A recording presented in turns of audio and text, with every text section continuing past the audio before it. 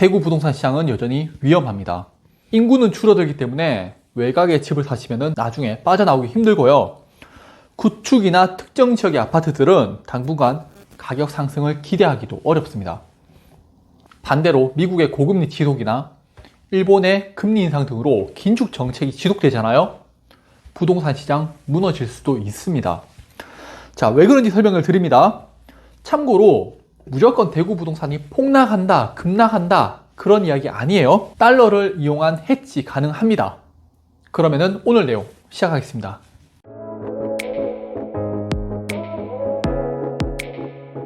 첫 번째 문제는요, 가계 신용의 증가입니다. 지금 보신 자료는 우리나라 가계 신용인데 줄지 않아요. 금리는 높아졌는데 대출은 증가를 하는 아이러니한 그런 상황이 이어지고 있고요. 자, 영끌 왜 나왔겠어요? 주택 가격이 오르는데 소득은 안 따라주죠. 결국에는 부채 관리를 전혀 하지 않고 주택을 매수한 결과잖아요. 자, 문제는 지금 또 이렇게 부채가 계속적으로 증가를 하고 있다는 거고요. 이게 왜 문제냐면요, 지금 보신 자료는 미국의 중앙은행 대차대조표인데 2020년 코로나 때 천문학적인 돈을 풀었죠. 공장이 멈춰버리니까 재난지원금이라는 이름으로 돈을 계속적으로 풀었잖아요. 미국은요 2022년 이후부터 유동성을 흡수하고 있죠. 미국 금리를 보면요 2022년부터 금리 인상을 단행하면서 약 2년 만에 5.5%까지 금리를 올리면서 유동성을 흡수하는 정책을 펼칩니다. 그래서 전 세계 주식시장, 부동산 같은 금융시장과 자산시장이 휘청했었잖아요. 이거는 우리나라도 마찬가지인데요. 지금 보는 자료는 우리나라의 중앙은행 대차대조표입니다. 2022년 고점으로 급격하게 줄어드는 모습 보이시죠?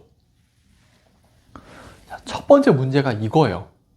각국의 중앙은행들은 높아진 물가, 유동성을 줄이기 위해서 노력을 하고 있는데 우리나라의 가계신용은요, 정부의 저렴한 금리를 이용한 정책 대출 등으로 인해서 더 증가를 시켰다는 거예요. 미국에서 올해 3번의 금리 인하를 이야기하고 있는데 만에 하나 금리 인하가 아니라 고금리를 유지해버리게 되면요, 부동산 시장 무너질 수가 있습니다.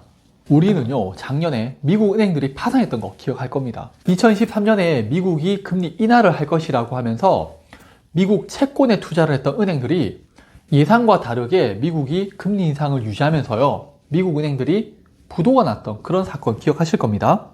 올해도 미국 금리가 예상과 다르게 흘러가 버리게 되면요, 무리하게 부동산에 투자하셨던 분들, 그분들 문제 생길 수가 있어요. 그리고 실제 미국 10년물 국채 금리를 보면요, 2013년 10월에 5%를 찍었고 올해 3번의 금리 인하가 예상되면서 3%까지 하락을 하죠. 올해도 미국의 경제가 좋다라는 이야기가 나오면서 금리가 4.4%까지 다시 올라갔습니다. 미국의 경제는 여전히 좋고요, 고용도 탄탄하고 물가 상승률의 하락폭도 적으니까 금리 인하 2번을 예상하는 이야기가 나오고 있고, 며칠 전에 닐 카시카리 미니애폴리스 연방준비은행 총재는요, 인플레이션이 계속 횡보한다면 금리 인하를 할 필요가 있는지 의문을 가질 수밖에 없다라고 했고요. 미셸 보먼 미 연준 이사는요, 기준금리를 추가로 높여야 할 필요가 생길 위험이 있다고 지속적으로 생각한다고 이야기를 했습니다. 자, 제가 이야기하는 건요, 영끌하지 말라는 겁니다. 작년 초부터 집을 매수하라고 이야기를 하고 있지만은 어떻게 투자적으로 접근하라는 게 아니에요. 실거주 목적으로 저렴할 때 집을 매수하라고 이야기를 드리는 겁니다. 투자적으로 접근하시게 되면 엄청난 리스크를 보유하시게 되는 거예요. 두 번째 문제는 원자재 가격이 계속 오른다는 겁니다.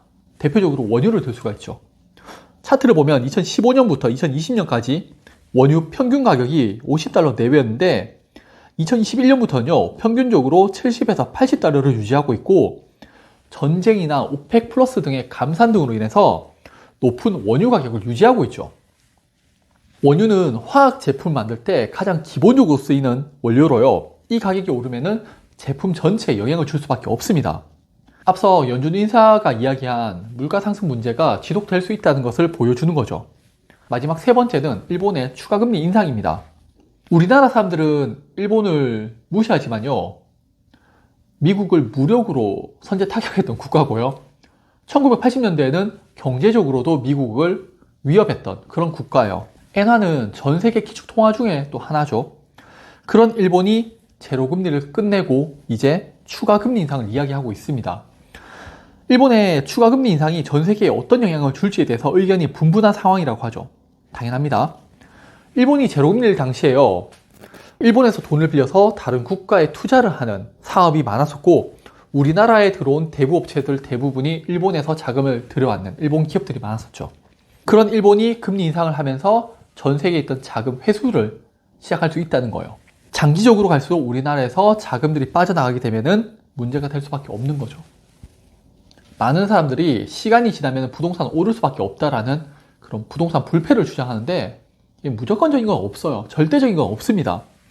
2020년도에는요, 독일 채권이 마이너스 금리로까지 떨어졌었고요. 원유 가격이 마이너스 40달러까지 하락을 했었죠.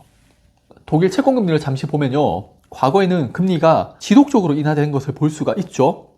시장에 유동성이 공급되면서 인플레이션을 통한 경제 성장을 볼 수가 있는데 최근에는 어떤가요?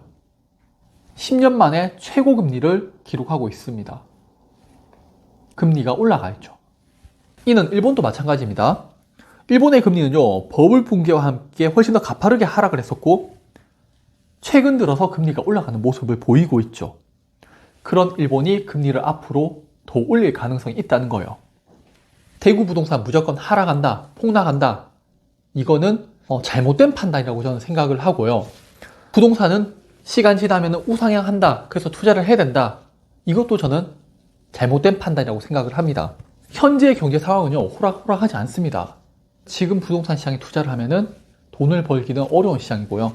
대구 부동산에 투자하신 분들, 나아가 우리나라 부동산에 투자하신 분들 모두 리스크 관리를 좀 하시면서 투자를 하셨으면 좋겠습니다. 그러면 오늘 영상 봐주셔서 감사합니다.